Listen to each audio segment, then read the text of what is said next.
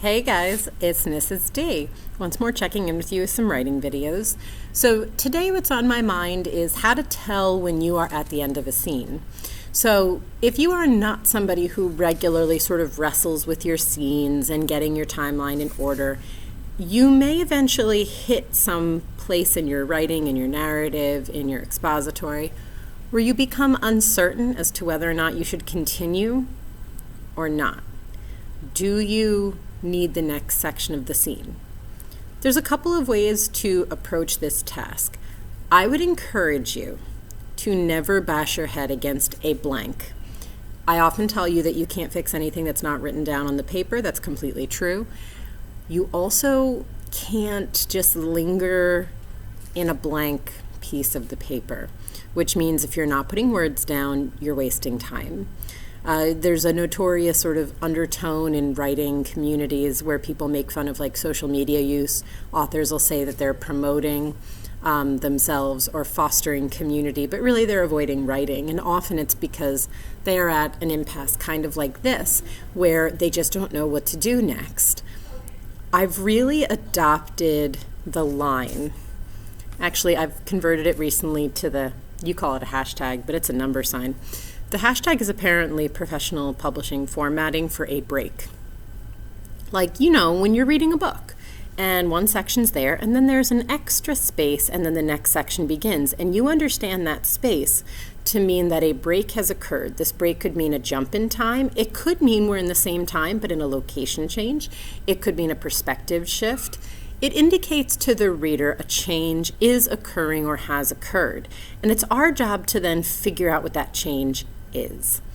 I think that it's a really helpful practice to put the little hashtag, a line break, however you're doing things, down and move on to the next section. When you reread, and you should be rereading, you should get yourself acclimated to your writing every time you go to add or edit. You should be rereading it with as fresh a set of eyes as you can offer it. And from there, you should see if the break bothers you or not. Do you continue to gnaw on it, but you don't quite know what to do? Or is it something that you get to and you feel conscientious, like you feel like people are looking at you, but you're not bothered? Are you missing that section, or do you just worry other people will? Because oftentimes with writing, you have to learn how to balance insecurity. It's not that what you have to do needs to change, it's that your perception about other people's reactions needs to change. Writing is a highly subjective field.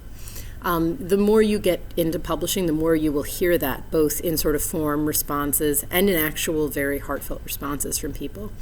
Writing and reading are highly subjective, meaning there's absolutely no accounting for taste. I would think that by all the kind of credentials I have, one would imagine I might really like Hemingway. In fact, I've been told repeatedly I would really like Hemingway, but I hate Hemingway. I hate him. The only redeeming quality about Hemingway to me is that he liked cats a lot. And I think it's kind of funny that he spent most of his life worried the FBI was surveilling him. And then later we found out the FBI really was surveilling him. So I like the idea of Hemingway, but I really can't stand his books. Do not bring me For Whom the Bell Tolls. I don't want to read Old Man in the Sea again. I have done my time. Hemingway to me is a prison sentence. I did my time, I'm out on good behavior. I don't have to go back. But some people feel that way about Shakespeare, and I really love Shakespeare. Other people feel like it's a penance they have to pay to get to something else. Some people feel the same way about Virginia Woolf. I like Woolf. I mean, I find her laggy and kind of nuts, but in a way that I like. I like the Brontes. I like Jane Austen. Other people find these books completely awful. There is super duper no way to tell what people will like and dislike.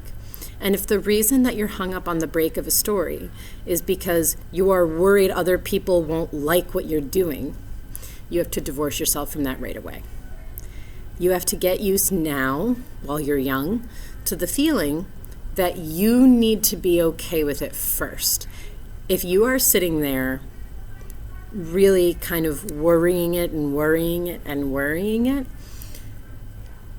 because of other people, you're never going to make it out past the next step of writing. And maybe for some of you, that's the sign. Maybe for some of you wondering if you're going to have a career with some sort of writing, you're in this step now and you're like, I cannot take this constant daily pressure, so I'm going to go do something different with my college degree. That's fine. You're allowed to like come to that conclusion. But for those of you who are kind of liking the work, can you handle it at a more intense level? Because this is what it's going to be at progressively harder and more independent levels until you reach whatever pinnacle part of your career it is. You have to start trying to find an objective lens in your head to be like, all right, objectively, I'm worried about a time jump here. Is a time jump inherently wrong here? How big of a time jump is it? Do I need to make that time jump? If then, when you kind of look at it with cooler heads and kind of a detached sentiment, like, what am I doing? And then you come back and you're like, you know what, I do like the break here. And you just like it. The way some people like strawberry ice cream and other people like vanilla ice cream, and my kid likes mint chocolate chip, which is awful. And if you like mint chocolate chip, I don't understand you either. There's no accounting for how some people feel about a break.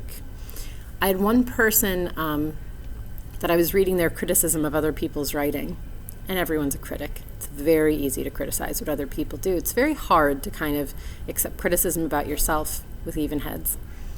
And one person said, I really hate perspective shift. So if you've been over the shoulder of like Roderick Usher and then suddenly you're over the shoulder of Madeline, I hate it. I hate that.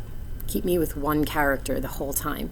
Meanwhile, there's me over here like, I love the George R.R. Martin approach where it's one chapter per character. If I thought I had the organization in a complex timeline to pull that off, I would totally pull that off. But I often have at least 2 or 3 perspectives. I like jumping between different characters and floating behind different characters. And I have friends that say, nah, if you're going to do that, you really need to have an impartial third-person omniscient that doesn't follow one. You need to organize it where it's always sort of balanced between the 2 of them. I'm like, no, you don't. You can just like hit the gas on one when it makes sense. I'm struggling with that now, actually, because I have a project where there's 2 main characters, but you need a lot more sort of prologue on one. So I spend a whole third of the work with him alone, and you don't meet his partner for a third of the book. You know she's coming eventually, but I like the idea that for a while he sort of loses faith that he will see her, and we do too. And I like that we wait. I guarantee when I start sending this to readers, I will see feedback that says you're waiting too long on her. And I've already opened that to a few of the very early readers who read it before the draft's done. I've said, I don't know what your feelings are going to be on this, but I'm aware you're going to have feelings on this. Right now, I like the organization, just because I like it. I like putting the reader through similar emotional beats that my characters are going through, which means some readers won't pick up on that. They're not going to realize that's intentional. They're going to... Go ahead.